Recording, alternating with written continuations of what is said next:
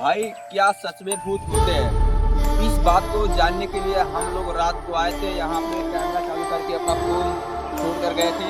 अगर भूत होते हैं तो कैमरा में जरूर तो खांसी आने लगी, उसकी थोड़ी तबीयत ख़राब है और इसलिए वो बोल नहीं पा रहा है। और यहाँ पर जो है मोबाइल हम लोग रख के गए थे कैमरा चालू करके। ये देखिए पास में मोबाइल देख सकते हैं आप लोग।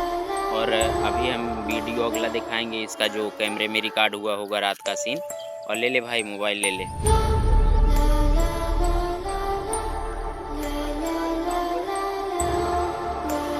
और आप लोगों को हम इसका वीडियो दिखाएंगे कि सच में भूत इसमें आया है या नहीं आया। यहाँ पे आसपास फूल देख लीजिए, यहाँ पे पूरा कब्रिस्तान है। यहाँ पे देख लीजिए।